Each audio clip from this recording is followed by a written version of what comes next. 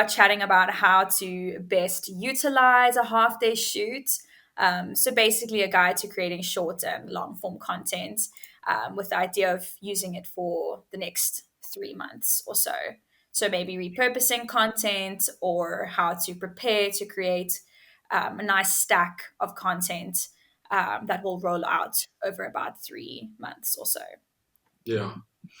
So, did you have any initial thoughts on the topic before we dive into some questions? Yeah, I guess there's a couple of things that we need to clarify beforehand, and I think the stages of planning a video is quite important. So if we understand what the stages are, then we can start looking at cool. How do we optimize when we're actually shooting? So for us, we've sat down and worked on our process a little bit, and we have a couple of things that we do. So, firstly, we start with obviously you get the brief or the objectives that we want to reach. So, what is our purpose? I'm going to just default to those three things always: purpose, value, and authenticity. But so we figured out what the purpose is, and now we go into product development. So, we essentially sit down and say, okay, cool. This is what the budget is going to allow us. And in this case, we've got half a day to shoot. So, how can we really generate as much value as possible to serve the purpose optimally. And that can include stills and video and whatever. So we sit down in product development and then we try and figure out like what can that possibly look like and what can we achieve in on the shoot day. And then you go over to the three things that video production is generally made up of, and that is pre-production, production, and post-production. So the thing that we always try and keep in mind to generate as much value as possible is that if you look at production, that is the most expensive part of this whole process. Post production, to a certain extent, well, but if you plan properly, then the post production process becomes a lot shorter, which means it becomes a little bit cheaper. So when we look at production, that's where we spend most of our money, even though it's the least amount of time. It's gear, it's crew, it's lights, it's moving from one location to the next. So it's really that's the thing that you really want to optimize on, and you need to plan for it properly. So I think everything that we'll be discussing today is going to come down to that thing, and that's product development and planning of what we want to achieve. Yes. Yes. Great. So then I suppose it's fitting to start in the planning phase. So when it comes to a half day shoot, what do you believe are the most crucial elements in that planning phase for creating content that will last for the next 3 months? So I think when we look at a half day shoot, like you can achieve quite a lot of things in that space of time, but it does depend on what purpose we are serving. So usually a half day shoot is good enough for either an overview video or a who we are video or something like that, which at its very basic element, you can break down that who we are video to a couple of interviews and B-roll. So what we then try and do is like, cool, we've got half a day to shoot all of this. The interviews, if we plan properly and we shoot all of them in the same location, so you don't have to jump around and do different setups, and we just bring in people into that location, then I can do like three or four, even five interviews in an hour. Because I only essentially need a certain couple of questions that I ask that specific person to suit my edit. So then I already optimize on interview time, and then because we know now what these people were saying about the company or be saying about their brand, we know what type of B-roll we want. We've already done that in planning, so we figured out what B-roll we need, but now there's specifics that obviously comes out in interviews that might not have come out in the pre-interview or whatever, and then we go and just pick up those things. And then while you're busy with those BTS or busy with collecting the B-roll, we also try and get a little bit of photos and stills and like anything that supports it. So when you do the B-roll there, you can essentially get within half a day you can get all of your B-roll, all of your interviews. And then what we usually also do is we add additional info to the interviews that we think down the line the brand might need, so we don't have to actually come back and reshoot that. So eventually, if the brand goes like, "Oh, we want to create maybe a profile on this employee," cool. We already got that in the interview. We've got the supporting footage. Let's compile this for you afterwards. So we skip out no pre-production, no product development, no additional shooting, because we already did that on the day, and now I can just collate a nice little video for you.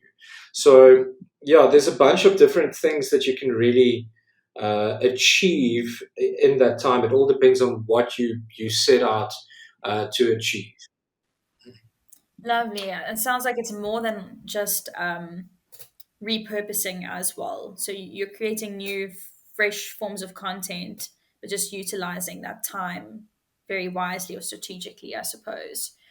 Yeah. So with repurposing, that's kind of a thing that I've seen brands do, and I think that's fine. But you can do it smartly. It's not necessarily just duplicating content. So you're generating a longer form piece of content, and now I'm taking bits and pieces out of that. I mean that works. It's great for reels, and it's pretty cool. But you already have this long form piece where you're now just repeating info. Where with another question or another five questions, you can generate something completely different and just keep that freshness to your brand flowing, without repurposing or just giving the same type of value over and over. Yes, yeah, it doesn't have to come across as repurposing.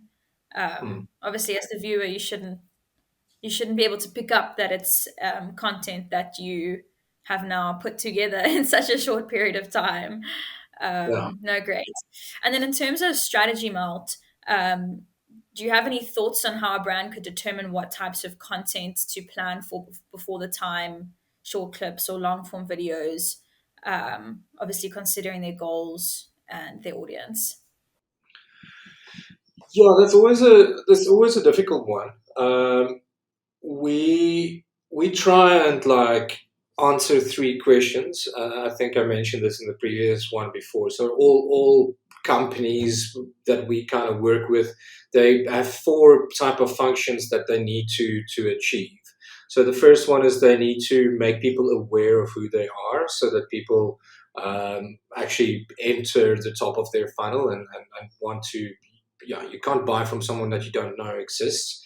The second one is once you know these people exist, then we need to figure out how do they add value to the client or the customer.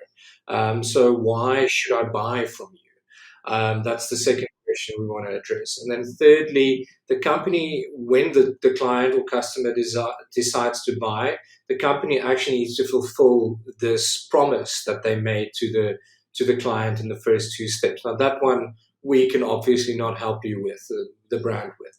And then finally, it's a retention type of question here. Why should I stay? So that's the content that I can also help generate. So when we look at those three questions, that's kind of where I would suggest the company start. So which one of those questions am I answering at the minute, and which one of those am I not answering at the minute? And as soon as you figure out, okay, cool, I'm not servicing this question, or I'm not serving this question, or I'm not providing value in order for my clients to stay, then you can start determining which type of content I need to design where. And that would look different for every brand, or for most brands, depending on what your product is or how complex it is. But yeah, there's always a thing that you can do to address those specific questions and to answer those specific questions from a brand perspective. Does that? No, it does for sure. Do you find that those questions often have to do with the scale of the business? I think maybe my initial thought would be that bigger businesses or more accomplished or established businesses would be looking at maybe the last two questions, but maybe that's not true. Maybe there's still lots of big companies out there that haven't maybe answered the who question, just out of curiosity.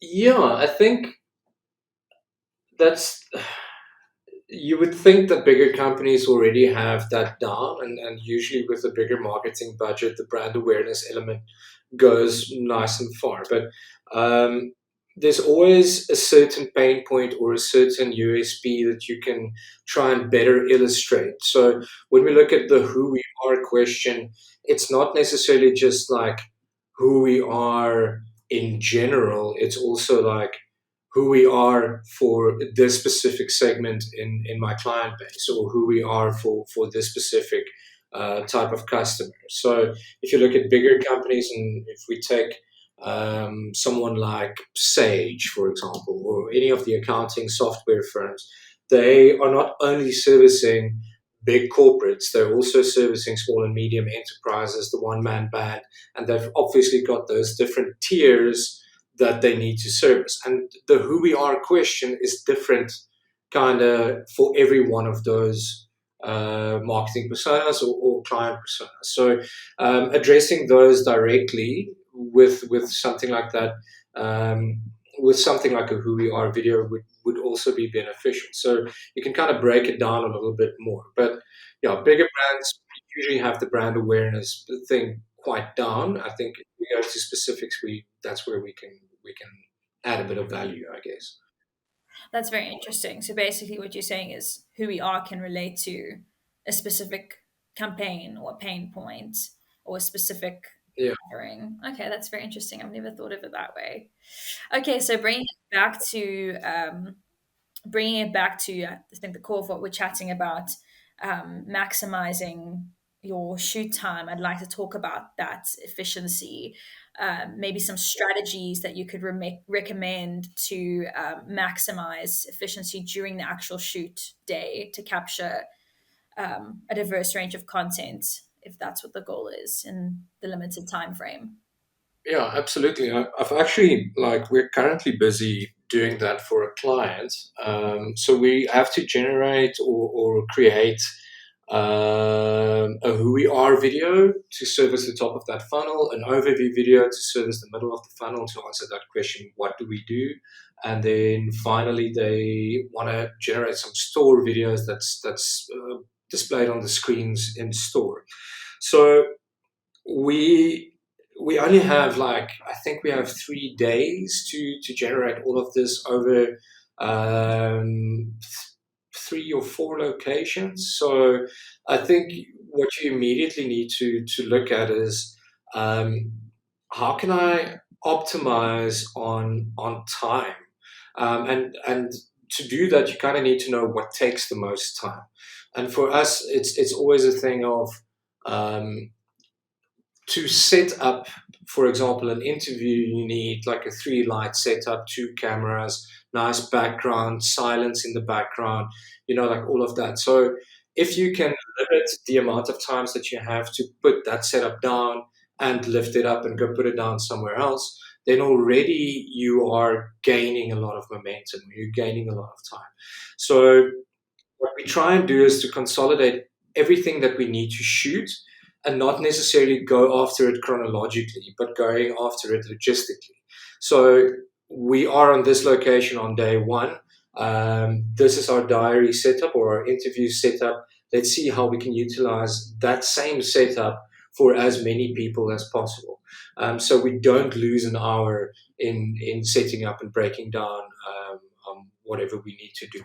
So as soon as you start moving around, you're a little bit in trouble, and that's where you want to like minimize that amount. You don't want to jump from location, and then find out, oh, okay, I need to come back to this location. Plus, each and every one of those videos needs a different type of content. So for the who we are videos, which is the one that asks us the question who we are, it's a thing that we don't really focus on the specifics of a business at all. So all of that is based on emotion and where the company's values actually originated and come from. So that's a specific type of question, and that's usually the why questions that we ask there. So that's an interview kind of on its own, and then we need to shift gears to go into the overview video, which is the what, where, why, the what, where, and how type of questions. So instead of going like, cool, I'm finishing my who we are video with all of my interviewees and then bringing them back in for my overview video, I'm already just getting everything with that one interviewee. And in the process, I'm just making sure that I direct them optimally. Okay, cool. We're focused on emotion now. Place yourself in this position. This is what we're going to talk about. This is the visuals that we'll be seeing. Let's go. Answer those questions. And then I make it contextual again to the overview video. So essentially, like all of that interview questions can be done in one rather than jumping around and like answering questions in different locations.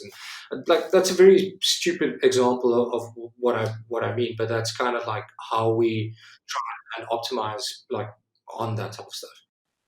Not a silly example at all.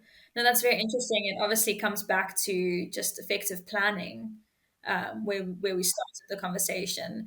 It just makes me think. Often, I think when I'm a film fanatic. I love watching films, and I often think about how much must go into that planning phase. Because obviously, it's the same in a film. You don't go chronologically through the timeline of the film. You use the same set, and then you're filming a scene that's in the very beginning of the film and the very end of the film, maybe in the same day, to avoid the breakdown and the setup, and obviously just time management as well. Just very interesting to think about how strategy and planning plays such an important part in being efficient. Absolutely. Like one example, I always give about that, and that's like I've been involved in a couple of shows where we like had walls covered with the entire season, and you're running around and just placing like which character are we going to place where. And it's just phenomenal. But one example that there is out there of an incredible production setup is I think after a season, oof, the seasons are all one to me. But Game of Thrones, either season 7 or season 8, there was a behind the scenes type of episode where they actually run through like what the setups look like, the costumes, the locations. And one of the most fascinating things to me was going into the production office and just seeing the walls littered with episodes, locations, and where everything needs to go. And if you think about the scale of Game of Thrones, the VFX, the costumes, the characters, the it's just incredible to try and wrap your head around that production office. And to me, that's the heart of any production, is to figure out like what does that edit progression look like, and what do we need for each and every one of those steps, and then how to optimize for that shoot. So bringing it back to a much smaller scale, we've got 3 days to shoot these 5 videos now for this client, but we've been spending 3 weeks in planning so far. So it starts off with us like we get the objectives, we do a little recommendation, and then the client obviously gets on board. But then the whole team and we sit down and we go through what we call a rat-a-tat. We're just making up terms. No one. The rat part is us coming together and figuring out like this is the objective that we're trying to achieve. This is what we need to do, and we just dump a bunch of questions and ideas for every video onto a sheet. And then we have the A part of the rat-a-tat, which is just a little bit of a lull so that we can think and process and carry on with it a little bit. And during that time, we schedule another call with the client to find out more about who these characters are, who fits in where. All of these questions that we have pertaining to them specifically, we then ask them again. And then we come together for the tat. We sit around a table, and this is a quick example actually of a smaller scale like edit progression for a who we are video. So we're planning our own who we are video, so you can check like the ups and downs of where it is. So the client one is a little bit more complex, and it's made on those. I've gone to blueprint type style, so massive brown paper sheets, and we just start putting the director's notes on there, the edit progression, and all of that. So once we've determined all of that, now it gets transferred to like Google Sheets, where we go, this is our shot list, this is our location, We put together call sheets so we know we're optimizing on time in location A, location B, location C. This is the content we need to get. No, not much anything else, not anything less. This is what we need for these edits. And then for because you have all of that B-roll you're generating, we're also seeing like when we sit down for the interview, if the interviewee gives me something nice, I ask a couple of personal questions. How did they get involved? Because further down the line, this could add a lot of value to the client. And then we have that footage. It doesn't cost them a dime. It doesn't cost me anything. So yeah, as long as I keep to my call sheet and my schedule, I can take all the time with that interviewee that I want. So at the end of the day, you sit with a bunch of content that not only is efficiently shot and used for your edit progression and a shorter edit time, but you also generated additional content that could benefit the client further down the line at a fraction of the cost than what a new production or a new uh, like setup would have cost them. And then, of course, we also, because everything is digital these days, you can pull stills from those videos, and we shoot with hybrid cameras. So while we are shooting video, and say Christian is shooting video with a specific scene in mind, I'm just firing away with photos, doing a bit of BTS, and getting just random photos. And we usually provide those for free because we have fun shooting photos. Wow, I must say I'm quite impressed, Melt, with the um just the balance of creativity and logistics that go into planning a shoot. A previous thought I had was how do you how do you tap into that creative mindset while balancing this, logistical effort within a bit of a time crunch? But it sounds like the creative phase is really in that planning phase. And you've obviously got to have strength in both areas. I think you get a lot of creative people who can't necessarily do what you guys do because they don't have the logistical planning skills to put it all together at the end of the day. Yeah, look, I've got to give a lot of credit to where I had my roots, and that's with a company called Weird Films, which essentially they taught me like the balance between that, like the logistical and the creative, and there's always method behind the madness. So yeah, and it helps that I'm quite like centered. If there was such a thing as a left and a right brain, like I've got that capabilities between the two.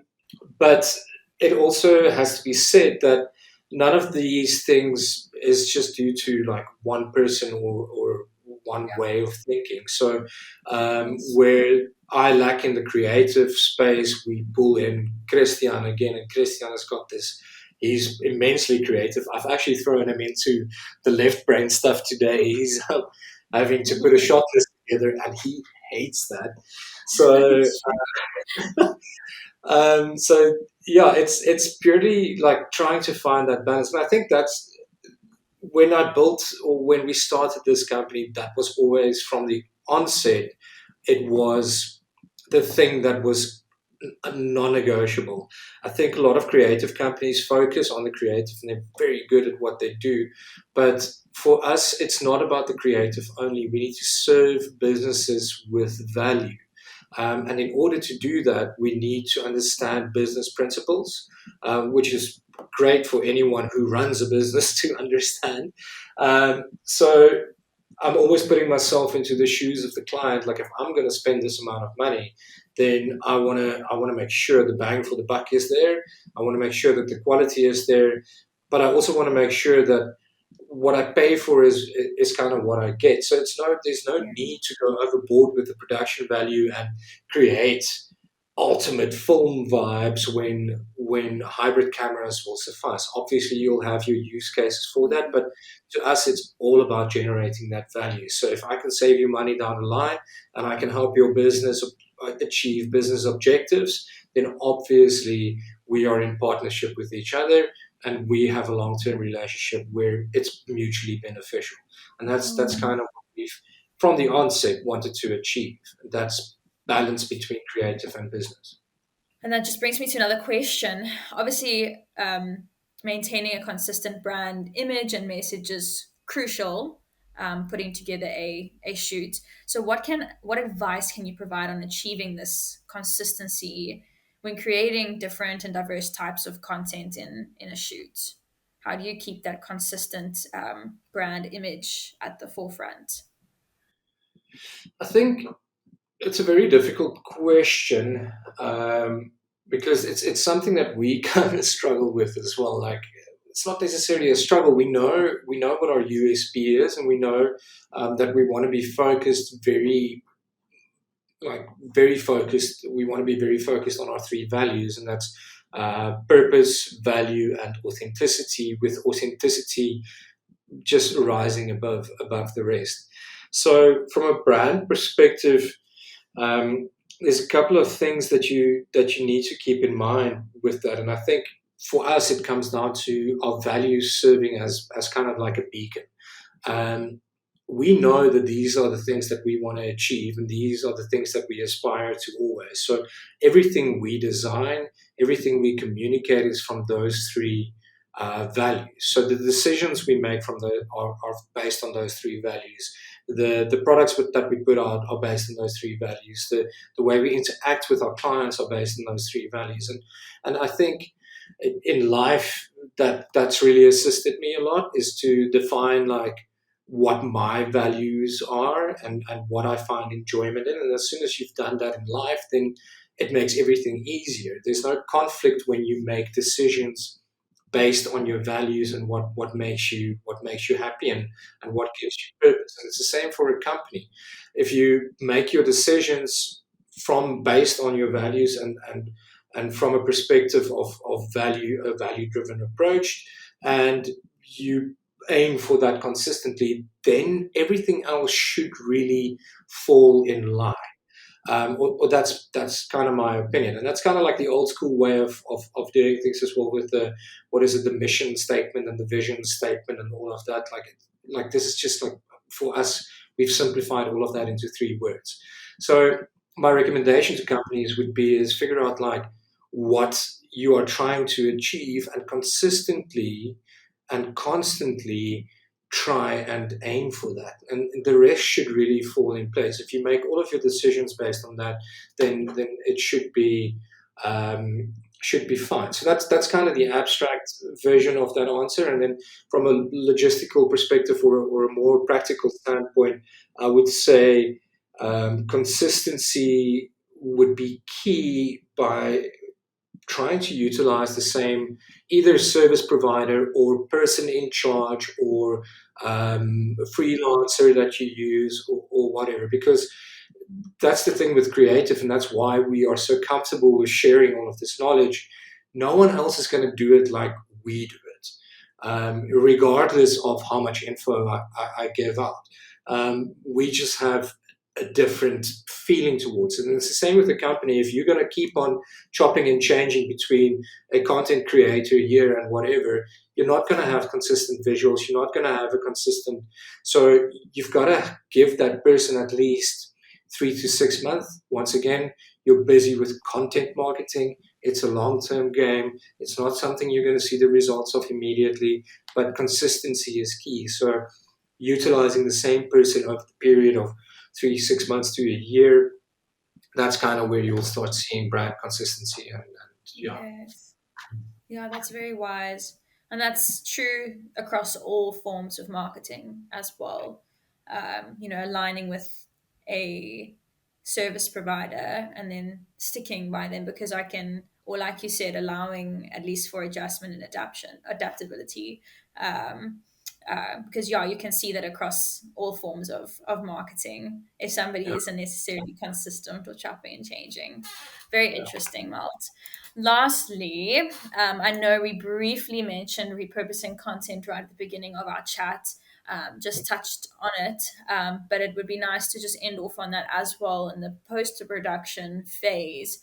How can you, or do you have any tips or advice on how you can repurpose content for different platforms? Maybe short and long form is more of an obvious one. But yeah, to repurpose across various platforms. Yeah, so I think we've got a couple of ways that we do it. I've mentioned this YouTube series that we created or are creating before. It's called Stinner Stuff. And we interview small and medium enterprises that are bootstrapped in South Africa, came from nothing essentially, and then they kind of built their businesses based like just over the years. So they give like real tangible value to break it down. So what we do with that is the interview is roughly um, an hour. And then, obviously, like all interviews are quite long. Even the interviews for 3 minute brand videos, we do like three 20-minute interviews like with different people.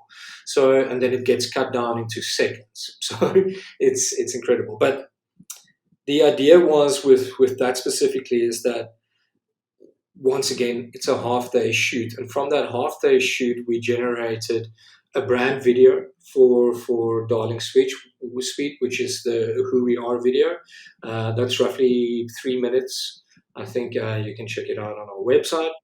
And we generated a 20 odd minute YouTube episode called Stellar Stuff, where I essentially interview these guys, but it's also intercut with a walkthrough of their entire facility. So when they speak about something, then we also see this is what happens behind the scenes. We see the client interaction, we see the employee interaction, and we go into the kitchens. We're going to like see their whole process unfolding in front of you, which I think is immensely interesting. Um, and that's all narrated by the interview in the background with us asking questions and specific questions like how did you get funding? How did you? What are the challenges involved in starting a confectionery business and that type of thing? So it adds a lot of value, and that's all condensed into 20 minutes. But now you have a lot of additional like content that we've generated. So the idea is now that we will also release the entire interview pretty much uncut, almost like this, as a podcast type of situation. So it's got no B-roll in there, but it's just the raw interview going online. An hour of us just chatting away about more stuff, like um, refer us to actual um, partnerships that you've had, and let's dive a little bit deeper on this specific problem and how you've overcome that and whatever. So you've got a podcast version of that. Plus, that's a video podcast. We can now also strip the video from that and upload it to any podcast site or whatever out there, which is something we've just not had the time for. Above that, we've cut down a bunch of those little clips into reels. So it's just the question and then the advice. So the reels are dropped under 1 minute. So you've got like 5 of those going out. We generated an insane amount of stills and photos that we can make available to the brand. Um, should they want to use it on social media throughout, like high quality stills goes a long way. Um, yeah, what else can you add to that? Suppose Oh you yeah, can, we've yeah, got like shoot. yeah, it's like you've got all of those interviews still lingering out there. So should they come to us and say like, can we do an overview video? I'm pretty sure like we can quite easily do.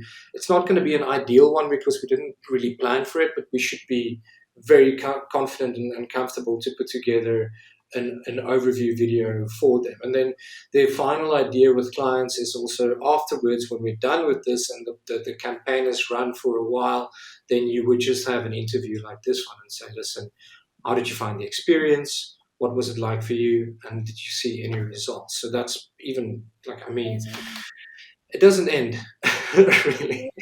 Yeah, yeah. I think repurposing is so much more than just cutting. When I think the first thing that pops to my mind when I think about repurposing a long form video, for instance, is chopping it up into short form videos. But it's so much more than that. It's what platforms can you extend that content to? I'm even just thinking like interviews and testimonials on websites would perform so well, or even combining that with an ad strategy. Some I find that some of the most effective ads that I scroll past are like little snippets of interviews or long form video that makes me want to learn more or know more.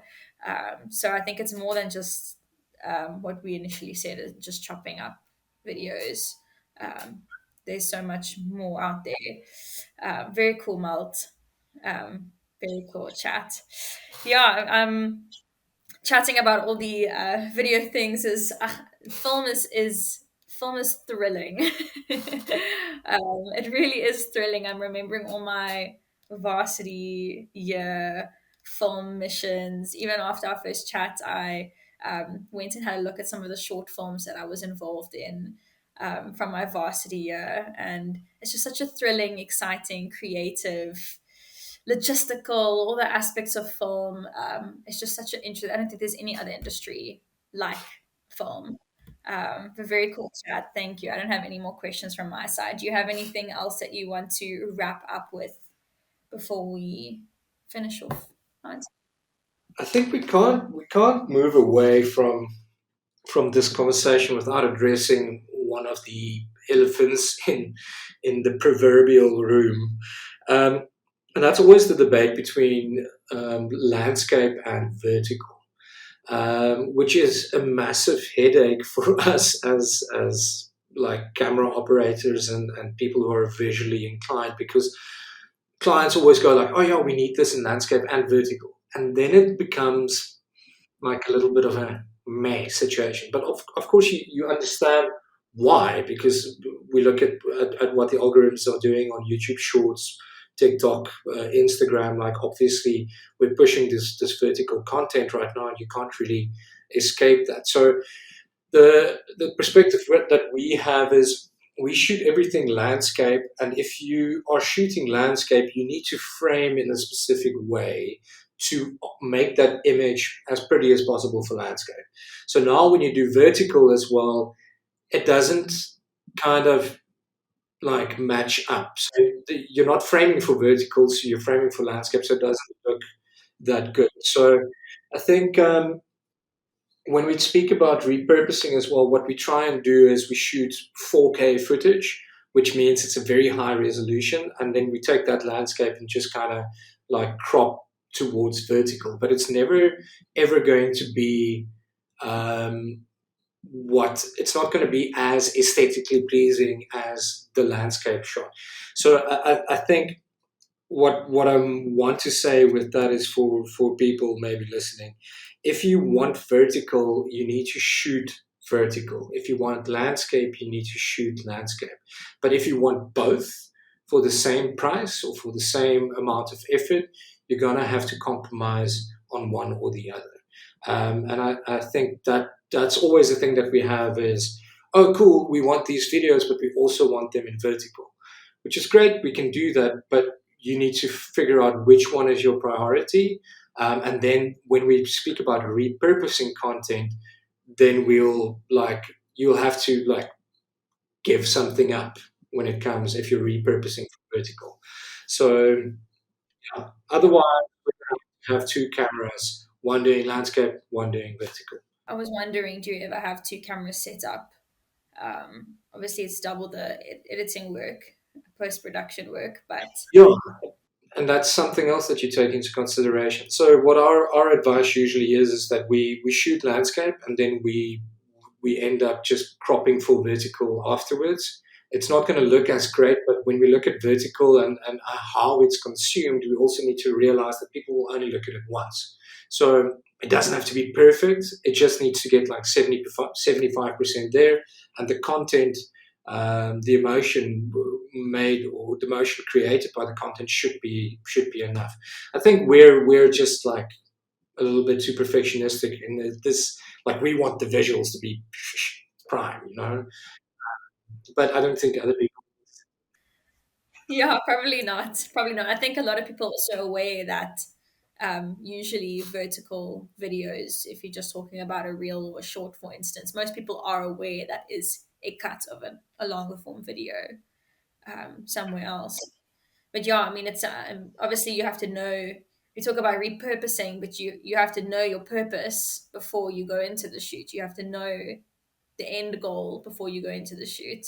Obviously, nowadays you can't just assume that horizontal is the optimal format now for video. Isn't Yeah. necessarily.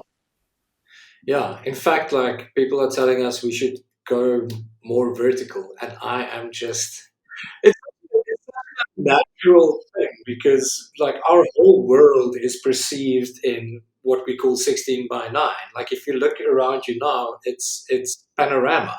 It's not it's not this.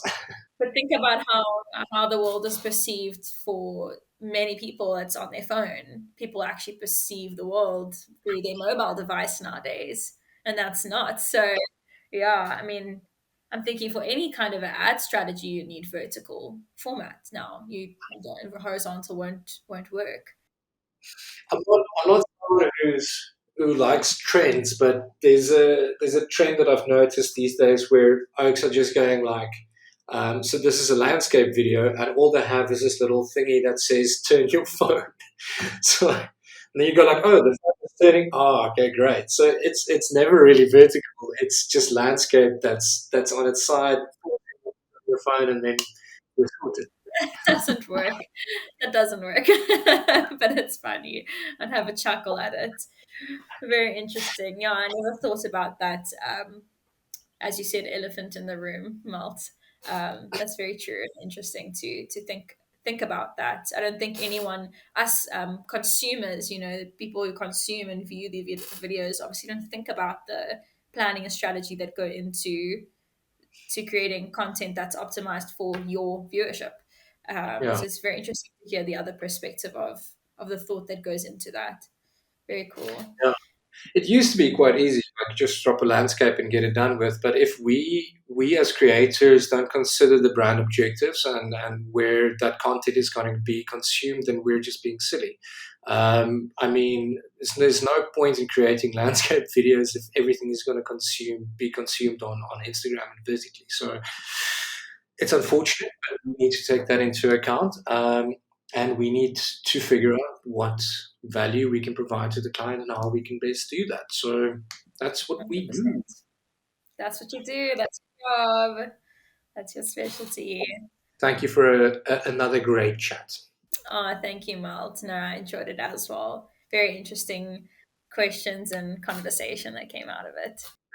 All right. Until next month.